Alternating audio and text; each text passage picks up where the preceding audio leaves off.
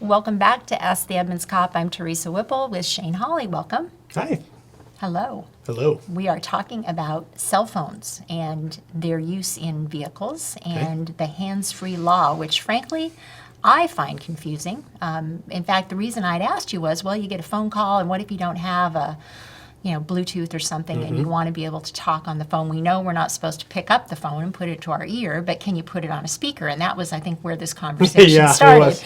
So tell me what the rule is. So there are a couple of different laws surrounding talking on your cell phone while driving and texting while driving. They're two separate statutes. As far as talking on the phone, you're correct. You cannot talk on a cell phone while it is up to your ear.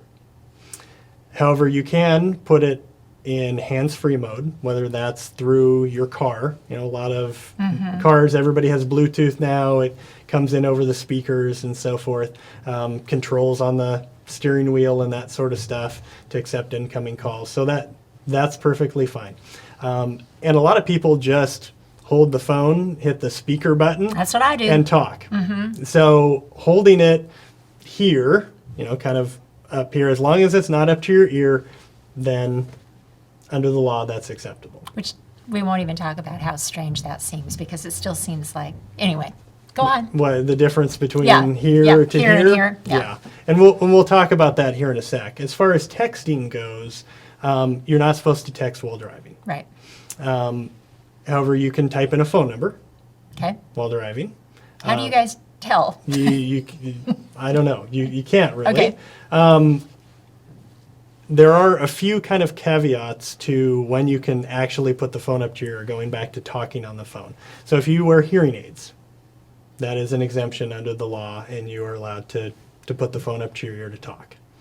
There are a couple of safety issues that they say you can invoke if you're calling 911. Let's say you think you're behind an impaired driver, or you just witnessed a car crash or something and you're pulling off and you activate 911. You can use the phone to make emergency phone calls for those purposes, as far as that goes. So when you're driving and Correct. If you need to call 911 in those cases, that's okay. Correct. So if you think, I'll use the DUI example, if you think you're behind an impaired driver, they're weaving all over the place, they just sideswiped a car or something along those lines, and it's safe for you to follow, or you're going to follow them, and you pick up the phone and call 911, we're not going to find the impaired driver and then write you a cell phone ticket. That's not going to happen. All right. So that's also an exception as far as that goes. Okay. Anything else that we should know? Well, just because something is okay doesn't necessarily mean that's the best decision.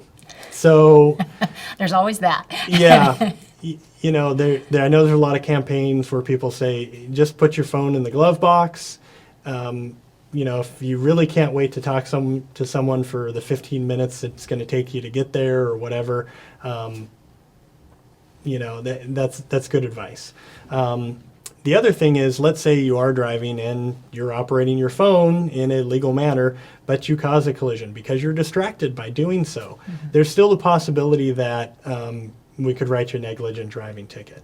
Right. So that kind of trumps it in some ways, depending on what you're doing, how distracted it's made you be, and if you're driving in a careless manner because of it. Right. Okay. Well, it sounds like the best advice, if possible, is to just not use your phone at all while you're driving. Yes. Then there's never any gray area. Yeah. But if something happens, then chances are, if somehow that contributed to it, you might be cited anyway. Correct. All right. Very good. Well, thanks for clarifying that. We'll be back again next time with Ask the Edmonds Cop.